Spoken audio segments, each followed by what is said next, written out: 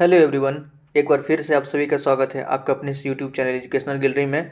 दोस्तों, इस particular video में हम क्लास 9th का चैप्टर 4 है स्ट्रक्चर ऑफ एटम। तो स्ट्रक्चर ऑफ एटम का एक इम्पोर्टेंट टॉपिक है मॉडल्स ऑफ एटम।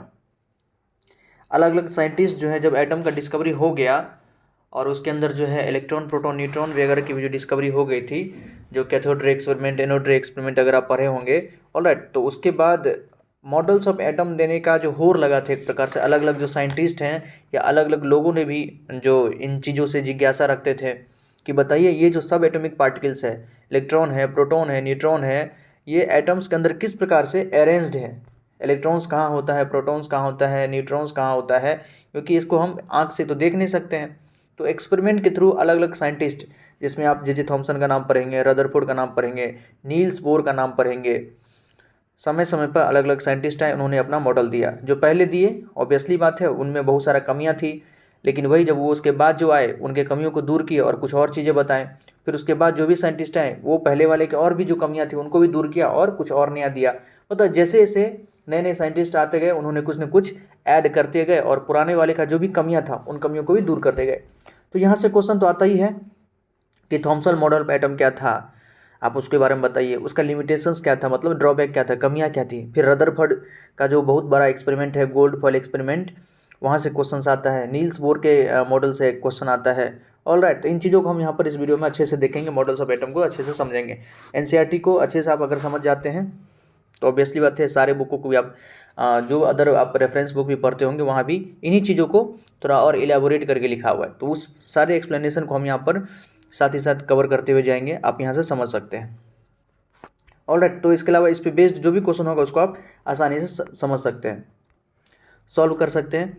स्टार्ट करते हैं the structure of an atom, कि एटम का स्ट्रक्चर कैसा है। देखिए,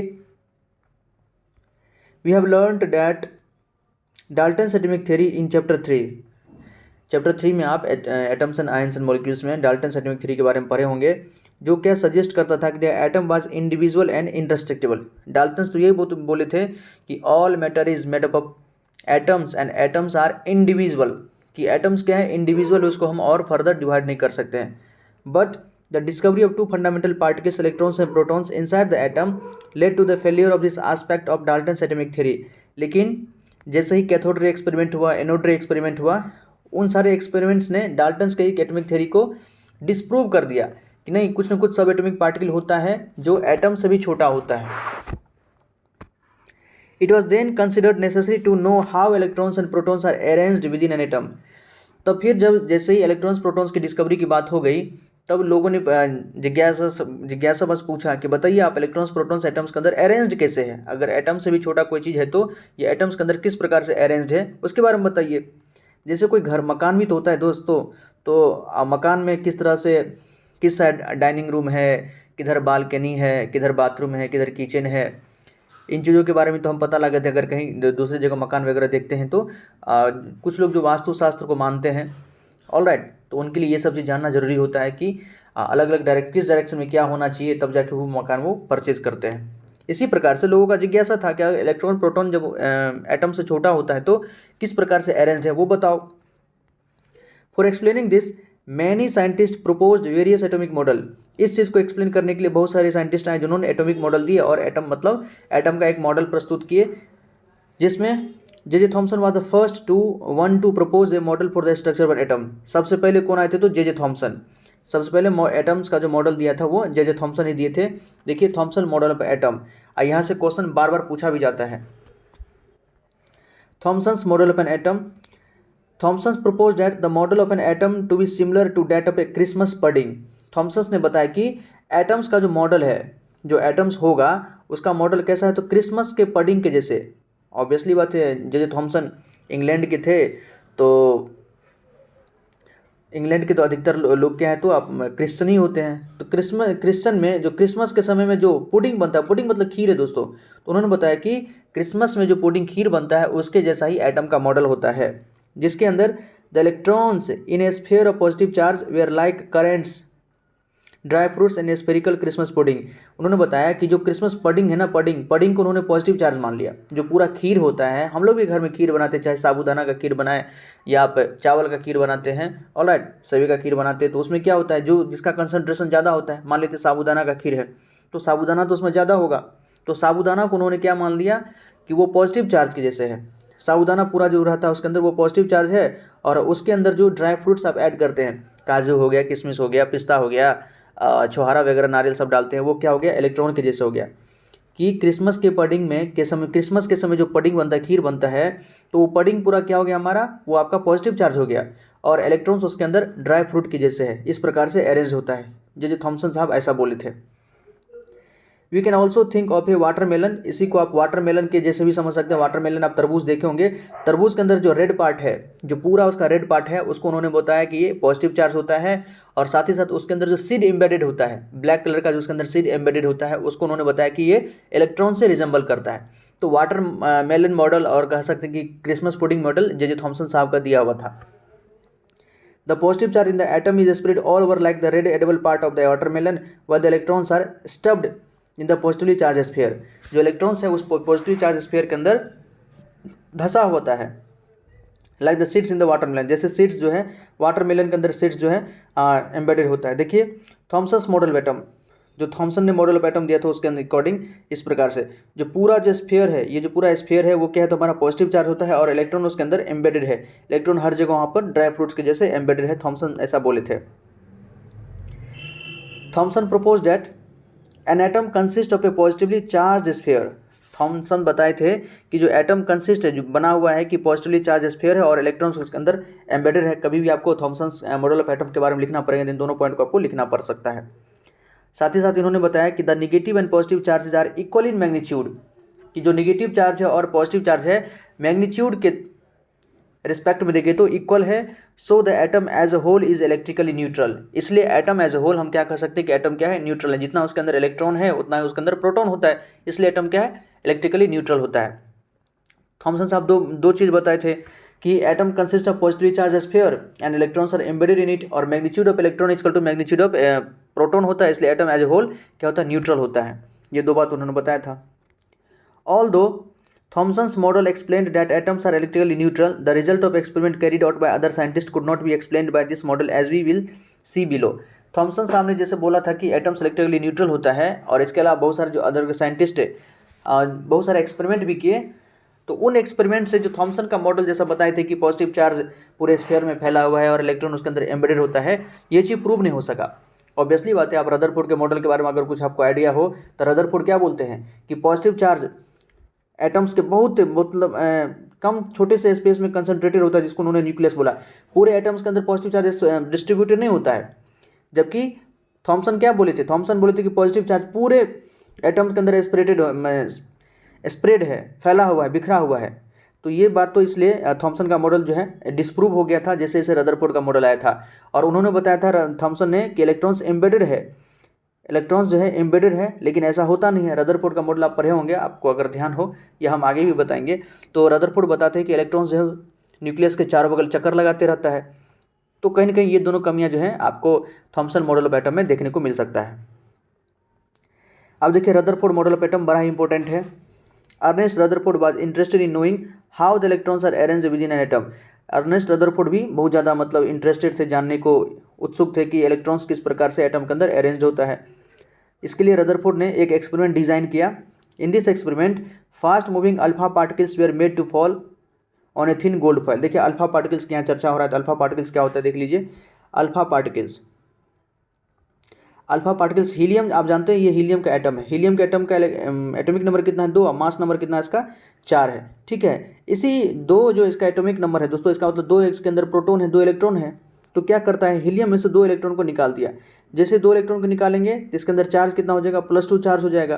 तो इसी को हीलियम के न्यूक्लियस को ही क्या कहते हैं, अल्फा पार्टिकल कहते हैं। मतलब हीलियम का एटम ले लिया गया है, उसके अंदर से 2 इलेक्ट्रॉन को निकाल दिया गया, तब जो उसका रिमेनिंग पार्ट बचा उसी को अल्फा पार्टिकल कह दिया। मतलब डबली आयनाइज्ड हीलियम के न्यूक्लियस को हम क्या कहते हैं, अल्फा पार्टिकल कहते हैं। आएगा बार बार आपको क्वेश्चन आएगा, चार्ज पर मास रेशियो कभी कभार निकालना पड़ेगा।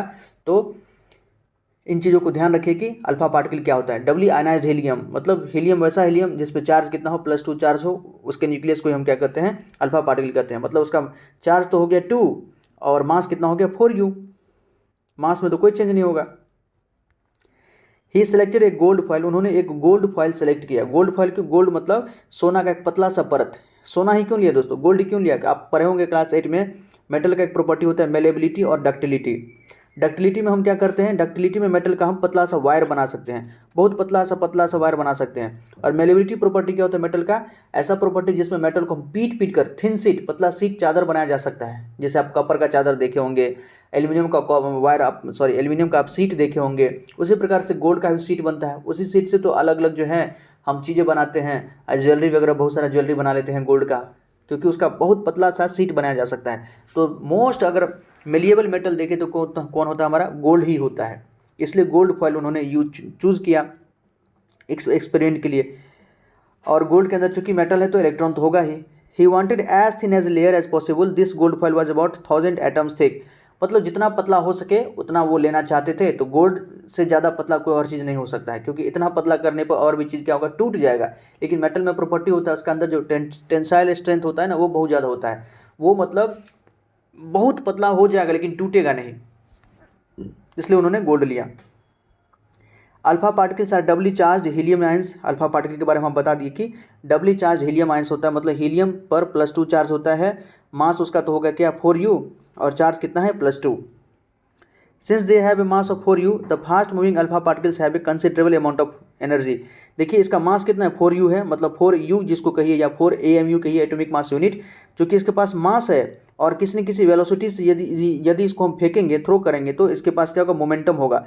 और मोमेंटम और काइनेटिक एनर्जी का रिलेशन तो आप जानते होंगे, P = √2m/ke होता है। P = √2m/ke, मतलब अगर इसको हम किसी खास वेलोसिटी से फेंकेंगे तो ऑब्वियसली बात है इसके पास कंसिडरेबल, मतलब अच्छा खासा एनर्जी होगा। It was expected that alpha particles would be deflected by the sub atomic particles, ऐसा अनुमान था कि जो अल्फा पार्टिकल है डिफ्लेक्ट होना चाहिए। डिफ्लेक्ट मतलब अगर ये सीधे जा रहा है, मान लीजिए अल्फा पार्टिकल है और ये हमारा एटम है, ऑलराइट, ये हमारा एटम है, तो अल्फा पार्टिकल इस प्रकार से डिफ्लेक्ट होना चाहिए, अपने पाथ से डेविएट हो जाना चाहिए। Since the alpha particle were much heavier than the protons, क्योंकि अल्फा पार्टिकल जो है, अल्फा पार्टिकल का मास कितना है 4u है, अब प्रोटॉन का मास कितना होता है 1u होता है, तो इसका मास ज़्यादा है इसका मास कम है। इसको आप समझ सकते हैं कि एक साइकिल है, एक ट्रक है। साइकिल जब भी ट्रक से टकराएगा तो ऑब्वियसली बात है कि साइकिल का जो रास्ता है, डेविएशन जो है, बहुत ज़्यादा डेविएशन देखने को मिलेगा। साइकिल अगर ट्रक से टकराए तो साइकिल एकदम नहीं कहते उसको, ये पूरी तरह से नेस्तनाबूद हो जाएगा। कुछ ऐसा होना चाहिए था। रदरफोर्ड ऐसा सोचा था कि चूंकि हम अल्फा पार्टिकल भेज रहे हैं, अल्फा पार्टिकल का मास ज़्यादा होता है और गोल्ड फॉइल के अंदर तो प्रोटॉन होगा, प्रोटॉन का मास कम है, तो डेविएशन देखना चाहिए था। He did not expect to such large deflection, जितना ज़्यादा डिफ्लेक्शन हुआ उतना ज़्यादा वो एक्सपेक्ट नहीं कर सकते, मतलब नहीं कर पाते। अब देखिए, but the alpha particle scattering experiment gave totally unexpected result, लेकिन उन्होंने जब ये एक्सपेरिमेंट किया तो जो अनुमान लगाए थे उस अनुमान से एकदम विपरीत, मतलब जैसा वो सोचे भी नहीं थे उस प्रकार का रिजल्ट आया। क्या क्या ऑब्जर्वेशन देखने को मिला, देखिए, most of the fast moving alpha particle passed straight through the gold foil, अधिकतर जो अल्फा पार्टिकल्स था ना, स्ट्रेट जैसे चला था वैसे ही निकल गया। मान लीजिए ये हमारा एटम्स है और अल्फा पार्टिकल इस प्रकार से जा रहा है, तो अल्फा पार्टिकल बिना किसी डेविएशन के इस पार से उस पार निकल गया, अधिकतर अल्फा पार्टिकल इस पार से उस पार निकल गया।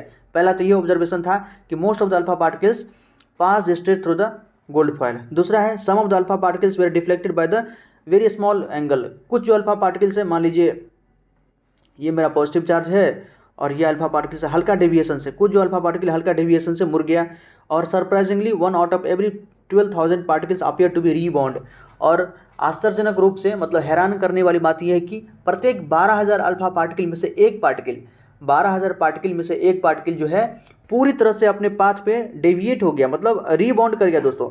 मतलब इस तरह जा रहा था ना, सीधा जा रहा था, तो बिल्कुल है कि 180 डिग्री पे ही वापस आ गया। ये 3 रिजल्ट उनको देखने को मिला। पहला क्या ऑब्जर्वेशन देखने को मिला कि बहुत सारा अल्फा पार्टिकल जो है as it is gold foil से वापस, मतलब सीधे निकल जा रहा है। दूसरा है कि कुछ अल्फा पार्टिकल जो है स्मॉल एंगल पे डेविएट हो रहा है, और तीसरा उनको जो रिजल्ट मिला कि 12,000, प्रत्येक 12,000 अल्फा पार्टिकल में से एक अल्फा पार्टिकल जो है 180 डिग्री पर रीबाउंड हो रहा है, रिफ्लेक्ट हो रहा है। तो इन चीज़ों को देखकर रदरफोर्ड ने क्या बताया कि this result was almost as incredible, यह रिजल्ट लगभग उतना अविश्वसनीय था जितना as if you fire a 15 inch shell at a piece of tissue paper and it comes back and hits you, कि आप 15 इंच का कोई सेल का मतलब होता है तोप का गोला, 15 इंच का कोई तोप का गोला हो ले लीजिए और उसको अगर आप किसी टिश्यू पेपर पर फेंकिएगा तो गोल्ड मतलब जो तोप का गोला है वापस आप ही के पास आ जाएगा। ऑब्वियसली बात ये ऐसा संभव है नहीं, लेकिन रदरफोर्ड को ऐसा देखने को मिला तो उसको और बहुत ज़्यादा जिज्ञासा बढ़ गया इन चीज़ों को देखने के बाद। जैसे यहाँ इनको उन्होंने दिखाया हुआ है फोटोग्राफ से, देखिए कि बहुत सारा अल्फा पार्टिकल है, ये अल्फा पार्टिकल सीधे निकल गया है, ये अल्फा पार्टिकल सीधे निकल गया, ये अल्फा पार्टिकल सीधे निकल गया, ये सीधे निकल गया है और ये सब कुछ सीधे निकल गया है। अब कुछ जो अल्फा पार्टिकल है दोस्तों, अब हम दूसरा वाला दिखा रहे हैं कि हल्का कुछ एंगल से डेविएट हुआ है। देखिए ये जो अल्फा पार्टिकल्स था यहाँ से कुछ एंगल से डेविएट हुआ, ये अल्फा पार्टिकल कुछ एंगल से डेविएट हुआ है, ये अल्फा पार्टिकल कुछ एंगल से डेविएट हुआ है। और ठीक, अब प्रत्येक 15,000 12,000 में से एक अल्फा पार्टिकल जो है 180 डिग्री पर रिबाउंड कर गया। देखिए जैसे ये ऐसे गया और ऐसे ही आ गया, तो 12,000 में से एक जो है 180 डिग्री पर रिबाउंड कर गया। Let us think an activity in an open field to understand the implication of this experiment. यहाँ जो एक्सपेरिमेंट हुआ है उस एक्सपेरिमेंट को हम और बेहतरीन तरीके से समझने के लिए आइए एक खुले मैदान में एक एक्सपेरिमेंट करते हैं। मान ले कि child stand in front of A wall, मान ले कि एक बच्चा जो है किसी दीवार के सामने खड़ा है और उसका आंख बंद है। Let him throw stones at the wall from a distance, और उनको कहिए कि आप कुछ दूरी पर से कुछ स्टोन्स को दीवार पर मारे। तो जब वो दीवार पर बच्चों स्टोन फेंकेगा ऑब्वियसली बात उसको एक आवाज़ सुनाई देगा, when each stone strike the wall if he repeats this 10 time, अगर 10 बार वो दीवार पर किसी बॉल को या पत्थर से दीवार पर हिट करेगा तो 10 बार उसको आवाज़ सुनाई देगा। He will hear the sound 10 times, उसको 10 बार वो आवाज़ सुने, मतलब जितनी बार आप पत्थर फेंकिएगा दीवार पे उतनी बार उसका आवाज़ आपको सुनने को मिलेगा। ये स्वाभाविक है, आपने किया भी होगा। But if a blind folded child were to throw stones at a barbed wire, लेकिन कोई अगर ब्लाइंड फोल्डेड मतलब एक अच्छा खासा बच्चा है लेकिन क्या किया है कि अपने आँख पे किसी प्रकार का पट्टी बांध लिया है। नहीं, आप भी खेले होंगे, आँख पर पट्टी बांधने वाला खेल आप खेले होंगे कि आँख में पट्टी बांध लेते हैं तब जो हम छुआ छुपन खेलते हैं खेल, उस प्रकार का अगर कोई बच्चों को हम आँख पे पट्टी बांध दें और तब उसको कहें कि एक ऐसे दीवार पे पत्थर फेंकना है जिसकी दीवार की चार दीवारी जो है ना वो तार से घिरा हुआ हो। आप देखेंगे गांव सब में या शहरों में भी जो अपना लोग बाउंड्री वॉल बनाते हैं ना, उसको बाउंड्री वॉल का ज़्यादा ऊंचाई तो कर नहीं सकते हैं, बहुत ज़्यादा पैसा खर्च होता है, तो हल्का ऊंचा करने के बाद लोग क्या करते हैं, जैसे ये बाउंड्री वॉल है, मान लीजिए ये बाउंड्री वॉल है, तो हल्का ऊंचा करने के बाद हम क्या करते हैं, जगह जगह पे इस प्रकार से लोहा लगा के और बीच में हम तार, इस प्रकार से हम तार का चार दीवारी कर देते हैं ताकि कोई बाहर से इस पर ना आ पाए, कोई दीवार से मतलब दीवार कूद के अंदर नहीं आ जाए, क्योंकि यहाँ पर ये तार लगा है, कटीला तार लगा होता है, ये कटीला तार लगा होता है तो लोग अंदर नहीं आ पाते हैं। इस प्रकार से आपने देखा होगा। तो अगर वही कोई बच्चा जो है आँख पे पट्टी बांध के तार से घिरे हुए चार दीवारी पर अगर बॉल फेंकेगा, throw stones at a barbed wire fence, most of the stones would not hit the fencing. Obviously बात है कि चूंकि तार लगा हुआ है तो तार के बीच में गैप होता है, तो बहुत सारे स्टोन्स जो है उस गैप से होके निकल जाएगा, उसको आवाज़ जो है बार बार आवाज़ सुनने को नहीं मिलेगा। This is because there are lots of gaps in the fence, क्योंकि फेंस में जो घिरा है चार दीवारी है उसके अंदर कई सारे स्पेस है, which allow the stones to pass through them, जिस होके जो स्टोन्स जो है उस तरफ गिर जाएगा। फॉलोइंग ए सिमिलर रीजनिंग, उसी तर्क का प्रयोग करते हुए रदरफोर्ड उसी तर्क का प्रयोग करते हुए क्या निष्कर्ष पे निकला, उन्होंने कुछ निष्कर्ष निकाला, जो एक्सपेरिमेंट किया था उसको जो ऑब्जर्वेशन हुआ, तो फिर से दोबारा उन्होंने ये तार वाला एक्सपेरिमेंट किया और कुछ निष्कर्ष पे निकला कि most of the space inside the atom is empty, atom के अंदर का जो बहुत सारा स्पेस है वो क्या है, खाली है। जबकि जे थॉमसन वाला याद होगा कि एटम्स का जो पूरा स्फीयर है वो पॉजिटिव चार्ज होता है, तो ड्रॉबैक तो जे थॉमसन का वही था, जे थॉमसन ने जो बात बोला था वो तो उसका ड्रॉबैक ही था, जिसको इन्होंने रदरफोर्ड साहब ने उसको प्रूव किया है कि एटम्स का बहुत सारा जो स्पेस होता है खाली होता है, स्पेस है, एम्प्टी है। क्यों, उसके पीछे कारण क्या है, because most of the alpha particle passed through the gold file without getting deflected, बहुत सारा जो अल्फा पार्टिकल है पास कर जाता है एटम्स के थ्रू बिना किसी डेविएशन के। Very few particles were deflected from there path indicating that the positive charge of the atom occupies very little space, और बहुत कम ही अल्फा पार्टिकल है जो हल्का सा डेविएशन के साथ बाहर निकलता है। इसका मतलब है कि जो एटम्स के अंदर जो पॉजिटिव चार्ज होता है वो बहुत ही कम स्पेस में ऑक्युपाइज वेरी लिटिल स्पेस, वो बहुत ही कम स्पेस में के अंदर ऑक्युपाइज है। थर्ड है a very small fraction of the alpha particle were deflected by 180 degree, एक वेरी स्मॉल का मतलब प्रत्येक 12,000 में से एक जो अल्फा पार्टिकल था 180 डिग्री पर, मतलब जिस रास्ते से जा रहा था और 180 डिग्री पर उसी रास्ते से रीबाउंड कर गया, वापस आ गया। Indicating that all the positive charge, ये क्या इंडिकेट करता है कि एटम्स के अंदर जो जितना भी पॉजिटिव चार्ज है और जो उसका मास है ना, वो कंसंट्रेटेड इन ए वेरी स्मॉल वॉल्यूम, बहुत ही छोटे से वॉल्यूम में कंसंट्रेटेड है, मतलब बहुत छोटे से स्पेस में वो वहाँ पर है एटम के अंदर। From the data he also concluded that the radius of the nucleus is about 10 की पावर 5 टाइम्स, और इसी डाटा पे उन्होंने ये भी बताया कि एटम के न्यूक्लियस का जो रेडियस होता है 10 की पावर 5 टाइम्स, मतलब 1,00,000 टाइम्स कम होता है than the radius of the atom. कि एटम का रेडियस अगर मान लेते दोस्तों, एटम का रेडियस अगर 1,00,000 मीटर क्यूब है, वॉल्यूम है ना, सॉरी रेडियस है 1,00,000 मीटर है, तो न्यूक्लियस का जो रेडियस क्या होगा, 1 मीटर होगा। 1,00,000 मीटर मतलब कम होता है न्यूक्लियस का रेडियस एटम के रेडियस के कंपेरिजन में। On the basis of his experiment, Rutherford put forward the nuclear model of the atom, which had the following features। और इन एक्सपेरिमेंट्स के बेसिस पे रदरफोर्ड ने अपना जो है बाद में न्यूक्लियर मॉडल ऑफ एटम दिया, जिसके फीचर देखिए। There is a positively charge centre in the atom called the nucleus, nucleus के अंदर पॉजिटिव चार्ज सेंटर होता है, केंद्र होता है, जिसको उन्होंने न्यूक्लियस कहा।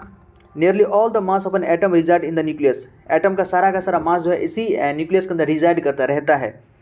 The electrons revolve around the nucleus in a circular path, electrons जो है न्यूक्लियस के चारों बगल सर्कुलर पाथ में रिवॉल्व करता है, चक्कर लगाता है। जबकि थॉमसन साहब क्या बोले थे कि इलेक्ट्रॉन्स एम्बेडेड है उस पॉजिटिव चार्ज के अंदर, तो उनका वो जो बोले वो तो बिल्कुल ही गलत ही था, लेकिन फिर भी शुरुआत में बोलना एक प्रकार से वो रास्ता दिखाए थे। शुरुआत में कोई कुछ भी बोल देता है ना, एक प्रकार भले ही वो गलत ही क्यों ना हो, लेकिन वो एक रास्ता दिखा देता है कि इस रास्ते से हो सकता है कि आप आगे मंजिल पा सकते हैं, इसलिए उनके बारे में थोड़ा जानना पड़ता है। The size of the nucleus is very small, साथ ही साथ इन्होंने बताया कि न्यूक्लियस का साइज बहुत छोटा होता है as compare to the size of the atom, atom के साइज के कंपेरिजन में उसका साइज बहुत छोटा होता है। आप देखिए रदरफोर्ड का कमियां क्या थे, drawbacks of Rutherford model of atom. J Thomson model of atom, अगर आप ड्रॉबैक आपको लिखना पड़ेगा तो यही लिखेंगे कि थॉमसन साहब ने बोला था कि जो पॉजिटिव चार्ज होता है पूरे एटम्स के अंदर स्कैटर्ड होता है, बिखरा हुआ होता है, जबकि ये गलत है। ठीक, दूसरा बात है उन्होंने बोला कि इलेक्ट्रॉन जो एम्बेडेड होता है, एम्बेडेड नहीं होता है, वो चारों बगल चक्कर लगाते रहता है, तो उनका जो दोनों बात था वही उनका एक प्रकार से ड्रॉबैक ही हो गया। The revolution of the electron in a circular orbit is not expected to be stable. Electrons जो है दोस्तों, मान लीजिए न्यूक्लियस है हमारा, ये न्यूक्लियस है और इलेक्ट्रॉन्स इसके अंदर चक्कर लगा रहा है, इलेक्ट्रॉन्स जो है सर्कुलर पाथ में चक्कर लगा रहा है, तो चक्कर लगाएगा तो कोई चीज़ जो है ना उसका एनर्जी है डिसिपेट होगा, एनर्जी उसका कम होगा। तो एनर्जी कम होते होते होते एक ऐसा समय आना चाहिए कि इलेक्ट्रॉन्स को इस न्यूक्लियस के अंदर गिर जाना चाहिए। स्वाभाविक है, देखिए ना ये पॉजिटिव चार्ज है और इलेक्ट्रॉन पे चार्ज क्या है, नेगेटिव है, तो पॉजिटिव नेगेटिव के अंदर क्या होता है, अट्रैक्शन होता है। आपने पढ़ा भी होगा, मैग्नेट में पढ़ा होगा और भी जगह चार्ज में पढ़िएगा आप कि पॉजिटिव और नेगेटिव के बीच में, मतलब अपोजिट चार्ज के बीच में अट्रैक्शन होता है। तो अट्रैक्शन होगा तो इलेक्ट्रॉन्स को चक्कर लगाते लगाते न्यूक्लियस के ऊपर गिर जाना चाहिए था और अनस्टेबल हो जाना चाहिए, लेकिन ऐसा तो होता नहीं है। यही उसका ड्रॉबैक था जिसको समझाने में जो है रदरफोर्ड फेल कर गए। Any particle in a circular orbit would undergo acceleration, कोई भी पार्टिकल अगर सर्कुलर ऑर्बिट में अगर चक्कर लगा रहा है ना, तो वो उसके अंदर कहीं ना कहीं एक्सेलरेशन होगा। इस चीज़ को आप कैसे देख सकते हैं, दिखाते हैं हम। देखिए ये सर्कुलर पाथ है दोस्तों, ये इलेक्ट्रॉन्स है, इसके अंदर ये चक्कर लगा तो कुछ ना कुछ तो वेलोसिटी होगा, ये उसका वेलोसिटी है, और इस पॉइंट पर अगर डायरेक्शन निकालें तो वेलोसिटी का डायरेक्शन ये होगा, ठीक है। और इस पॉइंट पे इलेक्ट्रॉन है, मान लीजिए यहाँ पर वेलोसिटी का डायरेक्शन ये होगा, ठीक है। यहाँ वेलोसिटी ये हो गया, शुरुआत वाली वेलोसिटी को हम यू बोलते हैं, फाइनल वेलोसिटी को हम वी बोलते हैं, और यहाँ से यहाँ जाने में कुछ ना कुछ तो टाइम लगा होगा। और एक्सेलरेशन बराबर क्या होता है, v minus you by T.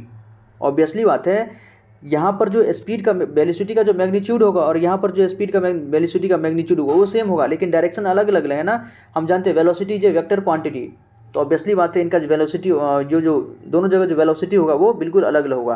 तो इस प्रकार से यहाँ पर कुछ ना कुछ तो एक्सेलरेशन तो होगा। रदरफोर्ड यही बात बता रहे थे कि अगर सर्कुलर ऑर्बिट में इलेक्ट्रॉन्स चक्कर लगा रहा है तो उसके अंदर एक्सेलरेशन होगा, और एक्सेलरेशन होगा तो कहीं ना कहीं एनर्जी वो डिसिपेट करेगा। ऑलराइट, तो एनर्जी डिसिपेट करते करते उसको क्या होना चाहिए, इलेक्ट्रॉन्स को जो चक्कर लगा रहा है उसको गिर जाना चाहिए था, न्यूक्लियस के अंदर गिर जाना चाहिए, लेकिन ऐसा होता नहीं है। Thus the revolving electron would lose energy, electron को एनर्जी लूज करना चाहिए था, and finally fall into the nucleus के अंदर गिर जाना चाहिए था। If this were so the atom should be highly unstable, अगर ऐसा होता तो ऑब्वियसली बात है एटम जो है अनस्टेबल हो जाता, and hence matter would not be exist, और एटम ही जब अनस्टेबल होता तो मैटर, किसी प्रकार का मैटर का एग्जिस्टेंस संभव ही नहीं हो पाता। लेकिन हम जानते हैं कि मेटल जो एटम्स है क्वाइट स्टेबल होता है। तो इसी जो ड्रॉबैक है, ये रदरफोर्ड का ड्रॉबैक है। ऑब्वियसली बात, उनकी जो कमियां थी वो उनको समझा नहीं पाए, तो बाद में आए बोर साहब, नील्स बोर आए, उन्होंने इनकी जो ड्रॉबैक था उसको पूरा उन्होंने कमियों को दूर किया और बताया। देखिए बोर्स मॉडल ऑफ एटम, तो हमने J Thomson model of atom पढ़ लिए, रदरफोर्ड मॉडल ऑफ एटम पढ़ लिए। अगर रिकॉल करें थॉमसन मॉडल ऑफ एटम क्या था, तो उन्होंने क्या बताया था, क्रिसमस पुडिंग और वाटरमेलन मॉडल। थॉमसन साहब 2 मॉडल दिए थे, क्रिसमस पुडिंग और वाटरमेलन मॉडल, दोनों एक ही मॉडल था, दोनों को हम इस तरह से रिजेंबल कर सकते हैं। क्रिसमस पुडिंग का मतलब जो खीर हम बनाते हैं उसके अंदर जो खीर है पूरा पार्ट वो क्या है, पॉजिटिव है, और उसके अंदर जो ड्राई फ्रूट है वो इलेक्ट्रॉन्स एम्बेडेड है, और magnitude of positive charge equal to magnitude of negative charge, मतलब इलेक्ट्रॉन का जितना मैग्नीट्यूड है उतना ही प्रोटॉन का मैग्नीट्यूड है, तो ओवरऑल एटम क्या हमारा न्यूट्रल है।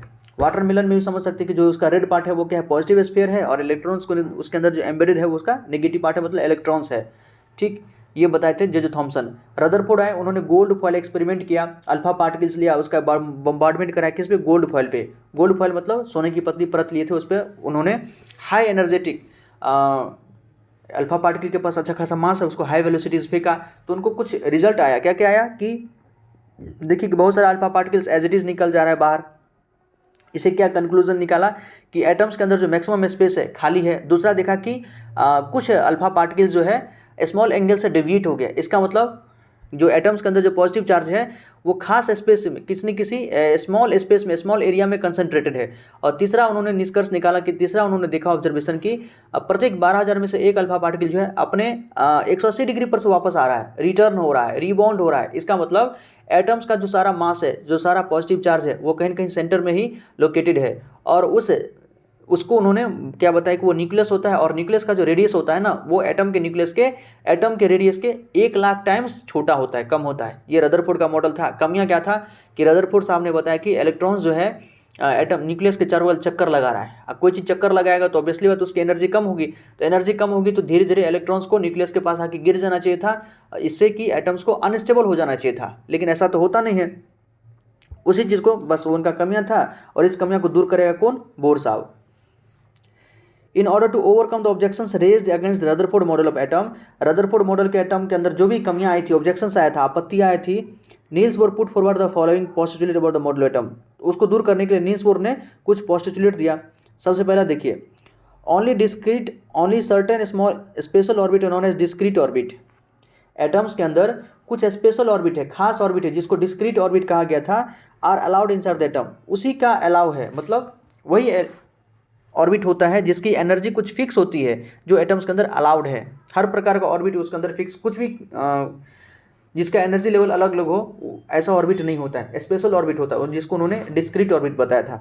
दूसरा, while revolving in discrete orbit the electrons do not radiate energy. जब वो डिस्क्रीट ऑर्बिट में रिवॉल्व कर रहा होता है, मतलब स्पेशल ऑर्बिट में रिवॉल्व कर रहा होता है इलेक्ट्रॉन्स, तो वो अपनी एनर्जी को लूज नहीं करता है। 2 बात याद रखिएगा कि एटम्स के अंदर कुछ स्पेशल ऑर्बिट होता है जिसको उन्होंने डिस्क्रीट ऑर्बिट बोला था, उसी का अलाउड है, नील्स बोर बताए थे। और जब वो जो डिस्क्रीट ऑर्बिट के अंदर जो इलेक्ट्रॉन्स रिवॉल्व कर रहा होता है तो वो अपनी एनर्जी को रेडिएट नहीं करता है। दीज ऑर्बिट्स और shells are called energy level. इसी ऑर्बिट और सेल्स को उन्होंने एनर्जी लेवल बताया था, और एनर्जी लेवल को उन्होंने इस प्रकार से दिखाया है, देख लीजिए। मान लीजिए हमारा न्यूक्लियस है, और ये पहला ऑर्बिट है, ये दूसरा ऑर्बिट है, ये तीसरा ऑर्बिट है, ये चौथा ऑर्बिट है। तो पहले ऑर्बिट को उन्होंने के कहा, दूसरे ऑर्बिट को उन्होंने एल सेल कहा, तीसरे को उन्होंने एम सेल कहा, चौथे ऑर्बिट को उन्होंने एन सेल कहा। अब हायर क्लास में जाइएगा, इसी को के एल एम एन का एनर्जी निकलता है, एनर्जी लेवल निकलता है, उसका एक पूरा फॉर्मूला है, -13.4 होता है, -10.5 इलेक्ट्रॉन वोल्ट होता है। आप इसका एनर्जी लेवल निकालिएगा 11th में जब जाइएगा तो, ठीक है। और एक क्वेश्चन आपके मन भी आया होगा कि सर्कुलर पाथ में चल रहा है, इलेक्ट्रॉन्स जो सर्कुलर पाथ में रिवॉल्व कर रहा है, तो ऑब्वियसली बात है इसकी एनर्जी तो कम होनी चाहिए थी, तो ये न्यूक्लियस के पास गिरता क्यों नहीं है। इलेक्ट्रॉन्स पे चार्ज नेगेटिव होता है, प्रोटॉन पे चार्ज पॉजिटिव होता है, तो दोनों के बीच में अट्रैक्शन फोर्स है, अट्रैक्शन फोर्स है, तो उसको ये अपने पास आ जाना चाहिए था, फिर पास आता क्यों नहीं है। तो उसका कारण देखिए दोस्तों, बता रहे हैं। देखिए, जब कोई इलेक्ट्रॉन्स न्यूक्लियस के चारों ओर चक्कर लगा रहा होता है, ये न्यूक्लियस हमारा, इस पर चार्ज पॉजिटिव है, और ये मान लीजिए कोई इलेक्ट्रॉन्स है, इसका चार्ज नेगेटिव है, तो दोनों चार्ज है, आप पढ़िएगा आगे 11th में, एक होता है इलेक्ट्रोस्टैटिक फोर्स। जिस प्रकार से ग्रेविटेशनल फोर्स दो मासेस के बीच में काम करता है, उसी प्रकार से इलेक्ट्रोस्टैटिक फोर्स होता है दो चार्ज के बीच में काम करता है। एफ इलेक्ट्रोस्टैटिक फोर्स मतलब इलेक्ट्रोस्टैटिक फोर्स का मैग्नीट्यूड कितना होता है, तो K